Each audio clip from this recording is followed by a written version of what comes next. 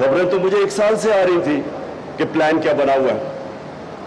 लेकिन मैं आपको आज बता रहा हूं कि एक चीज मेरा ज़हन नहीं मान रहा था, और वो ये नहीं मान रहा था कि क्या ये शहबाज शरीफ को प्राइम मिनिस्टर बना देंगे,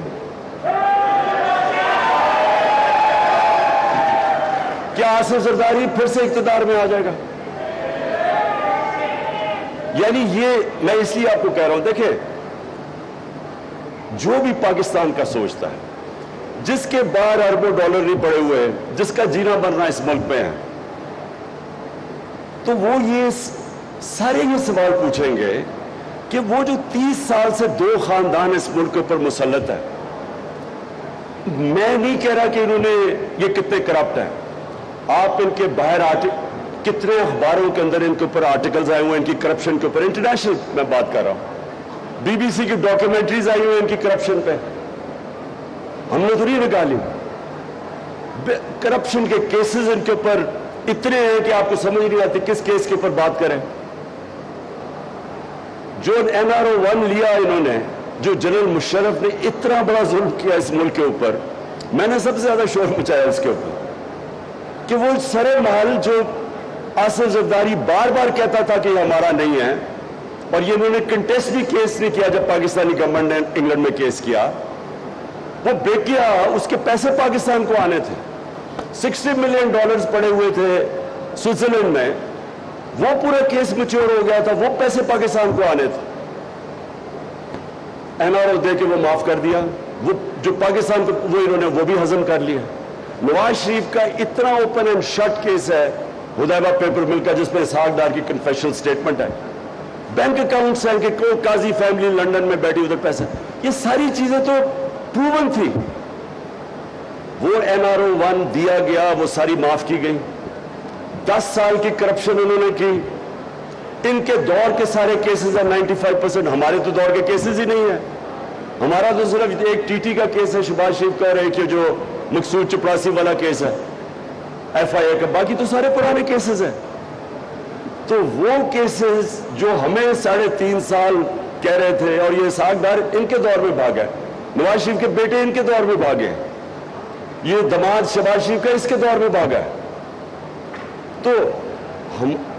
हमारे दौर के तो सिर्फ हमें ब्लैकमेल किया जा रहा था NRO देने का। तो मेरा पॉइंट ये है कि कैसे कोई सोच सकता था इनको मुल्क के ऊपर लाने के लिए, कौन मुल्क के ऊपर इतना जुल्म कर सकता है कि शहबाज शरीफ जिसको सजा होने वाली थी, अंडर ट्रायल था, इसका केस मैच्योर था, कैसे कोई इस आदमी को इस मुल्क पर मुसल्लत कर सकता है। या तो ये समझे, या तो हम ये समझे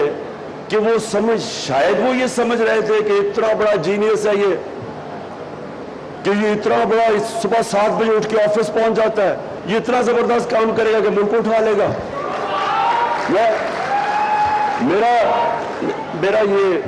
मुझे फिर ये अब थोड़ा शक होना शुरू हो गया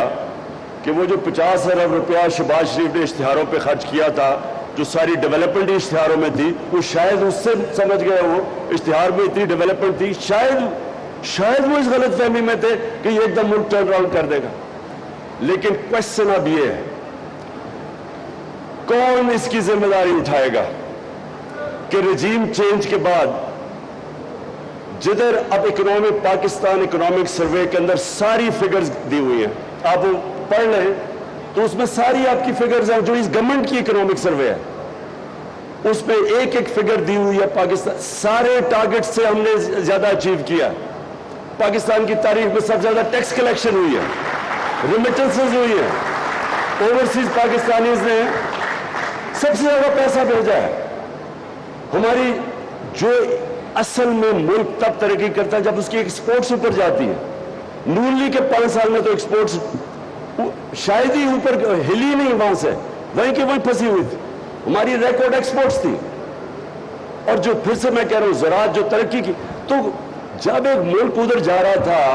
और आज महंगाई आसमानों पे और इकोनॉमी नीचे, कौन जिम्मेदार है इसका? कौन? जो एक मिनट, तो मैं इसलिए कह रहा हूं कि ये जो अगर हमने पाकिस्तान में इस तरह की चीजें आगे से रोकनी है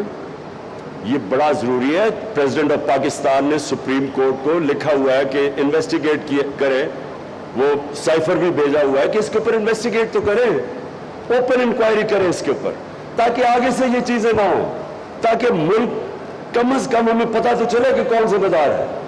آپ نے بات ٹھیک کی شمشاد صاحب, 25 سال کے بعد وہ حمود الرحمان رپورٹ آئی, لیکن کوئی یہ بات نہیں کرتا کہ کبھی کسی نے یہ پوچھا ہے کہ جب یہ ہم جنرل مشرف لے کے گیا تھا ہمیں امریکہ کی وار آن ٹیرر میں,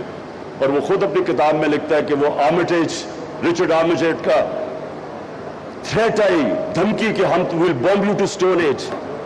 ہم نے اس میں شرکت کی. اور مجھے یاد ہے ہم پوچھتے تھے مشرف سے شروع میں کہ ہم کیوں اس جنگ میں شامل ہو رہے ہیں, تو ہر قسم کا ہم شامل نہیں ہو رہے ہیں, ہم صرف لوجسٹیکل سپورٹ دے رہے ہیں اور اس طرح کی باتیں کرتے تھے. کون اس کا, کیوں نہیں اس کا جواب طلب کیا گیا کہ 80,000 پاکستانی اس میں مرا. خود گورنمنٹ کہتی ہے کہ 150 ارب ڈالر سے زیادہ ہمیں نقصان ہوا, 35 لاکھ لوگ نقل مکانی. آج بھی ہمارے فوجی شہادتیں دے رہے ہیں, وہی اسی کا فال آؤٹ, جو آج بھی وہ دہشت گردی ختم نہیں ہوئی.